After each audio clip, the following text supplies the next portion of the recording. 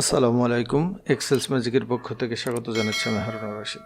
আজকের ভিডিওতে আমরা দেখব কিভাবে একটি নির্দিষ্ট সেল থেকে নাম্বার এবং টেক্সট যদি মিক্সড থাকে তো কিভাবে সেখান থেকে আমরা নাম্বার এবং টেক্সটকে আলাদা আলাদা সেলে সেপারেট করতে পারি। তো আমরা সাধারণত যদি একটি নির্দিষ্ট দূরত্বে নাম্বার থাকে বা এক সাইডে নাম্বার আছে এক সাইডে টেক্সট আছে, সেক্ষেত্রে আমাদের সেপারেট করাটা বেশ ইজি, বা আমরা কিছু ফাংশন বা ফর্মুলা ব্যবহার করে এক্সেলে এটা করতে পারি। কিন্তু এই ধরনের যদি আমরা মিক্সড নাম্বার এবং টেক্সট দেখি বা পাই, তো সেক্ষেত্রে সেটা সেপারেট করা বেশ ডিফিকাল্ট, বা এই ধরনের ফাংশন বা ফর্মুলা মাইক্রোসফট এক্সেলে ডিফল্টভাবে ইনবিল্ড নাই। তো এই জন্য আমাদেরকে ফাংশন বা ফর্মুলা তৈরি করে নিতে হবে বা ভিবিএ কোড ব্যবহার করতে হবে। তো আমরা আজকে ভিবিএ কোড ব্যবহার করে আমরা একটা কাস্টম ফাংশন বানিয়ে নিব, যেটাকে বলে ইউজার ডিফাইন্ড ফাংশন বা ইউডিএফ সংক্ষেপে বলা হয়। তো চলুন আমরা এক্সেলে চলে যাই। আমরা ওই ধরনের একটা ডেটা নিয়েছি। তো এখানে আমরা একটা সেলের নাম্বার, একটা সেলের টেক্সট নিব। তো এই জন্য আমরা ডেভেলপার ট্যাবে যাব, বা ডেভেলপার ট্যাব আপনাদের ডিফল্টভাবে না থাকলে রাইট ক্লিক করে নিয়ে আসতে পারেন। আচ্ছা, ওটা আপনারা নিয়ে আসবেন। আর আমরা ভিবিএ এডিটরটা ওপেন করব, ভিজুয়াল বেসিক। এইটাকে আপনি এখানে ক্লিক করলে ওপেন হবে, অথবা দেখেন এখানে আমি কার্সর যখন রাখছি তখন কিবোর্ডের Alt+F11 শর্টকাট শো করছে। তো আপনি Alt+F11 প্রেস করলে এভাবে একটি ভিবিএ এডিটর ওপেন হবে। এখান থেকে ইনসার্টে যাবেন, ইনসার্টে থেকে মডিউল আসবে, এইখানে আপনি আপনার কোডটা লিখবেন। তো আমি কোড লেখা শুরু করে দিলাম। আমি প্রথমে লিখছি, তারপরে আপনার ফাংশনটার নাম দিতে হবে একটি। তো আমি এখানে দিচ্ছি স্প্লিট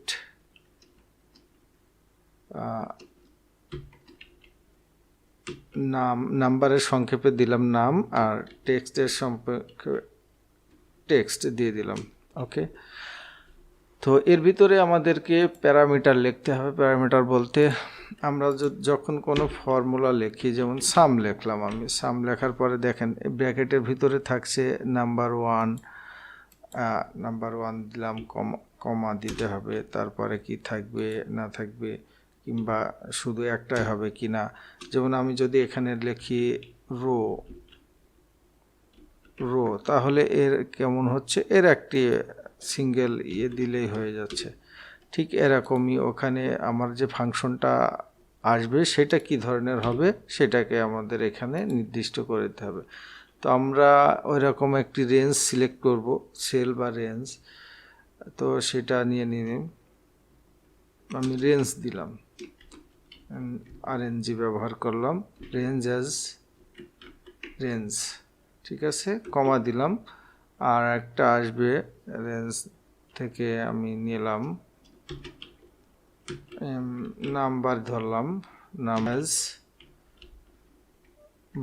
বলেন মানে হচ্ছে যে এটা ট্রু না ফলস, মানে আমরা যেরকম ভিলুকআপ লিখে থাকি,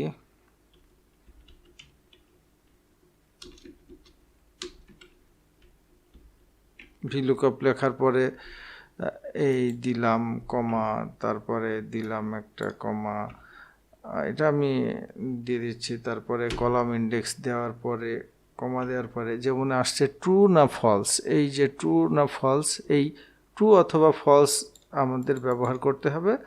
তো সেজন্য ওই লাস্টে নাম্বার অ্যাজ বুলেনটা ব্যবহার করলাম। ওকে, আর আমাদের এই যে স্প্লিট টেক্সট, এইটারও একটা ডিক্লার দিতে হবে ভেরিয়েবল। এটা হচ্ছে এখানে দেব dim as লং, ঠিক আছে, y as স্ট্রিং দিলাম, period as লং। ওকে, এরপরে এখানে আমরা লিখব x equal to vba dot lane rng dot value. Lane এই ফাংশনটা দ্বারা যেটা বোঝায়, আমরা যদি এখানে লিখি লেন দিয়ে যদি আমরা এটা দিই তাহলে আমার এখানে আসছে কত 35। এখানে কত ক্যারেক্টার লেটার বা ডিজিট আছে টোটাল স্পেস সহ সেটা কাউন্ট করছে। তো আমারও এখানে এটা কাউন্ট করছি, এই যে রেঞ্জ দিয়ে দিয়েছি আমি। এখানে আমরা যে ফাংশনটা দিব ফাংশনটা সেট করব, যেমন মনে করেন আমাদের ফাংশনটা হবে স্প্লিট টেক্সট, এইটাই হবে ফাংশনটা। তো আমি যখন এই সেলটা সিলেক্ট করব তখনই এইটাতে একটা রেঞ্জ চলে আসলো, ওই রেঞ্জটার ওই ক্যারেক্টার কতগুলো হবে সেটা এক্সে কাউন্ট করবে এখানে। ওকে, এরপরে আমি দিব 2x। ফর যখন থাকবে তখন ফরের একটা নেক্সট দিয়ে দিতে হবে আমাকে, নেক্সট দিয়ে দিলাম। এরপরে এর ভিতরে আমি লিখব y equal to vba dot mid function আসবে, তারপরে xi, 1।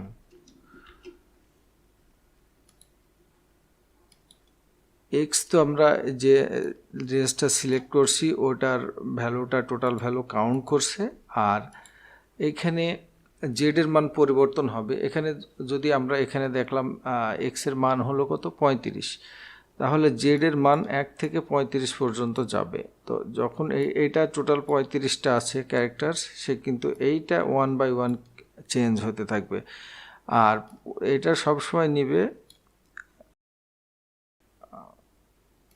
এখানে আমি লেন ফাংশনটা দিয়ে দেখাই, মিড ফাংশনটা দিয়ে মিড দিলাম, এই আমার টেক্সট আসলো। এটা আমার টোটাল নাম্বার কত, এটা হচ্ছে স্টার্ট নাম্বার আসবে কত, এইটা চেঞ্জ হবে, স্টার্ট নাম্বার চেঞ্জ হবে। প্রথমে আসবে 1, আর আমাদের এই জায়গাটা কনস্ট্যান্ট থাকবে। লাস্টে যেটা দিয়েছি 1, এটা অপরিবর্তিত থাকবে, আর এইটা পরিবর্তন হবে। এইটা যখন 1 হবে তখন আসবে বি। যখন আমরা এইটাকে 2 করব, তখন দেখেন এইখানে 2 চলে আসছে। তারপর 3 করলে বি আসবে, 4 করলে ফাঁকা আসবে, কারণ এখানে একটা স্পেস আছে। যদি আমরা এখানে 5 দিই, মাঝে যখন 5 আসবে তখন দেখেন টি আসবে। তো এই জিনিসটাই এখানে আমার কাজ করবে এক্সেল, এটা অনবরত পরিবর্তন হবে। যেমন আমরা যদি এইটাকে আমরা একটু পরেই সেটা দেখতে পাবো যে পরিবর্তন যেটা হবে। তো এর পরবর্তী কাজ আমরা লিখব if vba dot is numeric. যদি নিউমেরিক নাম্বার হয়, কোনটা নিউমেরিক নাম্বার হবে, ওয়াই। ওই যে মিড দিয়ে এই নাম্বারটা যখন 1 বাই 1 একটার পর একটা চেক করতে করতে যাবে, সেটা যদি নিউমেরিক নাম্বার হয় এবং নট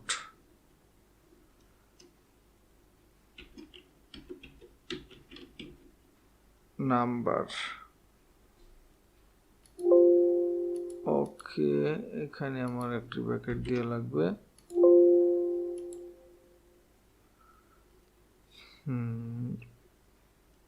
এখানে আরেকটি ব্র্যাকেট দিতে হবে, আর এখানে একটি ব্র্যাকেট দিতে হবে আমাকে।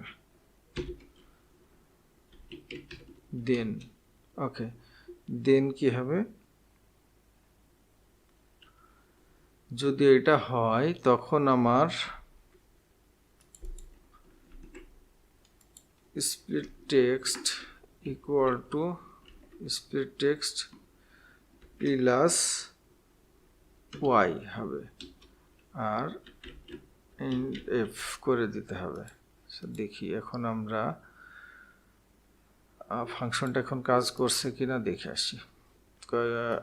এখানে ভুল ব্র্যাকেটগুলো ঠিক আছে। ওকে, চেক করে আসি, তারপরে বুঝতে পারবো। ওকে, এখানে যদি আমরা লিখি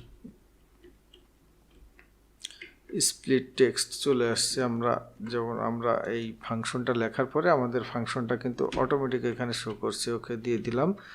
এখন আমাদের ট্রু না ফলস, যদি আমরা এখানে 0 অথবা 1, ট্রু এর জন্য আমরা দিই 1 এবং ফলসের জন্য আমরা দিই 0। ওকে, এখানে আমাদের কোনো একটা প্রবলেম, সরি, এখানে আমি আই দিয়ে ফেলেছি, এখানে আমার হবে জেড। আমি এখন দেখি, আমরা দেখছি আমাদের ফাংশনটার প্রবলেম।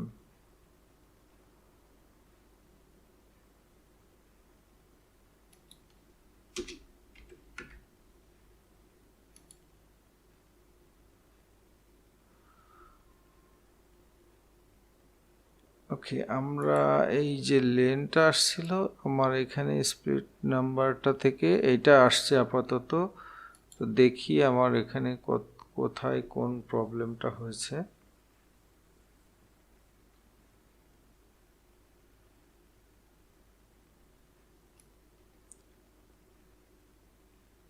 মিড রেঞ্জে আমি যেটা দিয়েছি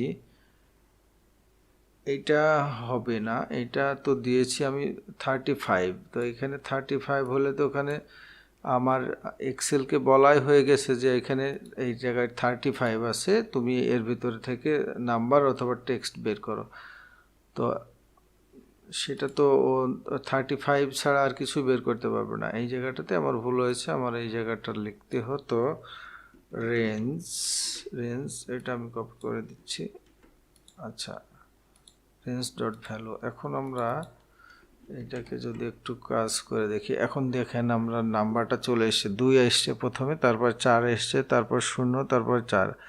আর কোনো নাম্বার এর ভিতরে নাই। আমি যদি এখানে আরও একটি নাম্বার দিই, 5 দিই, দেখেন এখানে চলে এসছে। ওকে, তো এটা ট্রু, যেহেতু ট্রু এর জন্য এখানে এসছে 1 দিয়েছি। এখানে যদি আমি এই ফাংশনটাই আচ্ছা, এই জায়গাটা আমি লক করে দিই, এটাকে আমি টান দিলাম, ঠিক আছে। এই জায়গায় আমি যদি 0 দিয়ে দিই এখন, তো দেখেন টেক্সটটা চলে আসছে। আপনারা দেখতে পাচ্ছেন হয়তো বা নিশ্চয়ই যে এখানে দেখেন কোনো নাম্বার নাই এর ভিতরে। এই সেলটায় আপনারা ফাংশনটা ভালো করে দেখেন, আমি অন্য কোথাও দিই নাই। এই যে A3 আছে, এরপরে কমা দিয়ে 0 দিয়েছি, এটা চলে আসছে। এরপরে আপনার এই যে আমি যে পোস্টটা দেখেছিলাম, এই নাম্বারগুলো সব সেলের ডান দিকে আপনারা দিবেন। দেওয়ার পরে ফর্মুলাটা স্বাভাবিকভাবে যেভাবে ড্র্যাগ অ্যান্ড ড্রপ করেন এভাবে করবেন, তাহলে হবে। এখানে আমার সব এটা লক করে দেওয়া আছে, তো ওই জন্য আপনারা 3-র আগে থেকে, 3-র পূর্বে থেকে $সাইনটা রিমুভ করে দেবেন, তাহলে ড্র্যাগ অ্যান্ড ড্রপ করলে সমস্যা হবে না।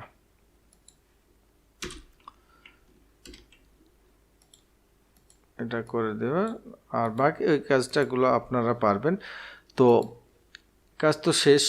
এটা করার পরে আপনাকে যেটা করতে হবে, এই ফাইলটাতে আপনার সেভ দিতে হবে। আমরা সাধারণত এক্সেল 5 যেভাবে সেভ দিই, এটা সেভাবে সেভ দিলে হবে না।